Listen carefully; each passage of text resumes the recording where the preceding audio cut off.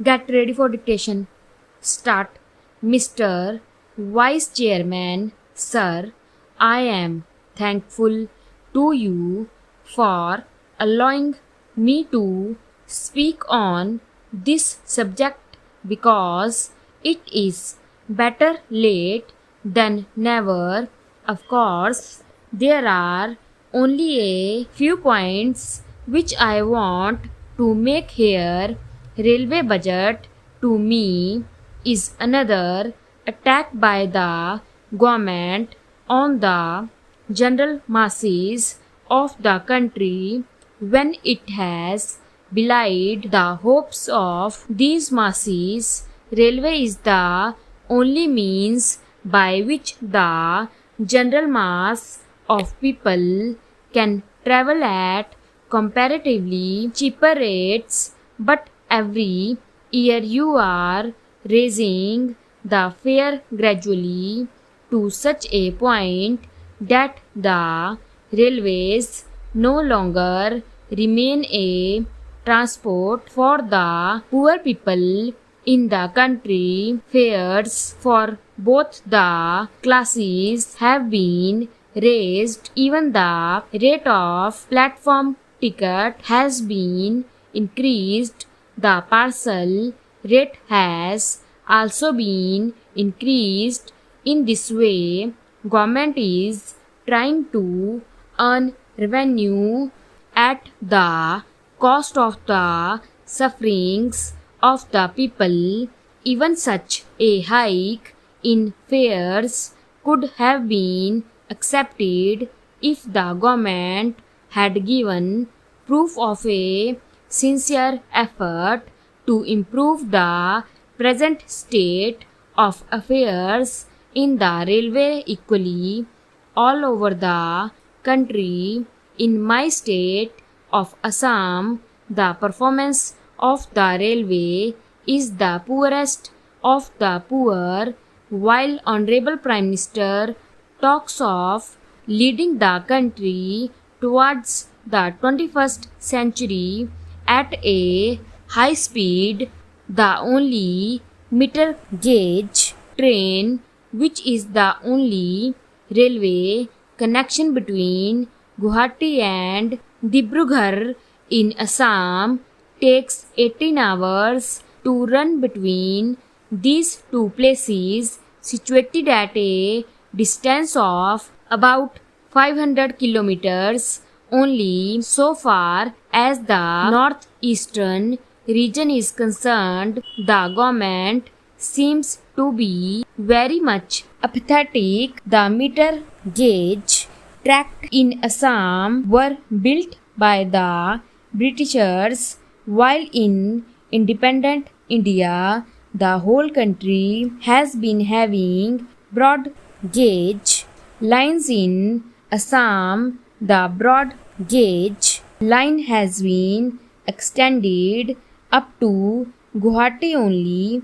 It was after the Chinese aggression that the railway bridge over the Brahmaputra was built, and the meter gauge railway line on the north bank of the Brahmaputra was laid. Shall we have to wait for the rest to get the railway lines modernized and improved and extended? The existing meter gauge tract was built by the alien rulers to carry tea, coal, and oil from the upper Assam area, and it was built not for the convenience of the people. Therefore, the line is running without touching the major towns. No new and improved railway has been built beside the earlier one built by the same alien rulers to connect the Barak Valley of the state. In most of the days in the rainy season, this train does not run on this line. Whenever we demand improvement of the railways in Assam, the minister gives his prepared reply of dearth of funds. It is very much unfortunate.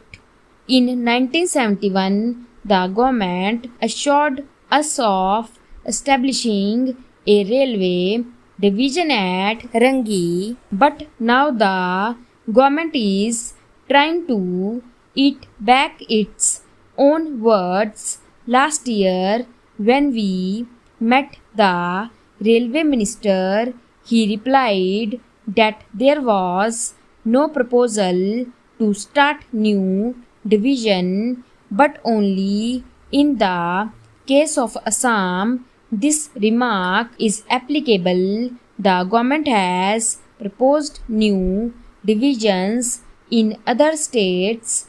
I want to know why the government is taking such a stand. In the case of Assam, only the demand for a bridge over the Brahmaputra has also been turned down on the plea of the constraints of funds. This bridge would connect the remote areas of Arunachal with the rest of the country and would help tremendously for the socio-economic development of the whole northeastern region, but the ministry is not paying heed to this necessity and demand. The main railway track is running through the city of Guwahati, and the state government as well as the people have been demanding to shift the track from the middle of the city to a side, but the ministry is not in favor of doing so. There are about 40 railway crossings in the state, but there are only a few flyovers. The government seems to be not interested at all in building flyovers for the safety of the people and for necessary speed in the day-to-day life of the state as a whole. In Assam, the railway train runs at the speed of a snail.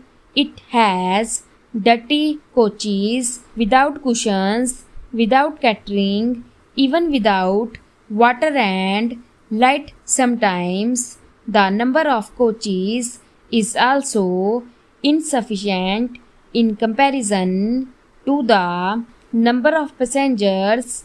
All coaches seem to be worn out. The doors and the windows of even some first-class coaches cannot be closed or shut down. The number of cancer patients in Assam is an alarming one, but the train connection with Chennai and Mumbai, who are unemployed, where the cancer treatment can be had, is very poor, particularly for the unemployed. It is also notable that the local people of the northeastern region do not get employment in the railways. They are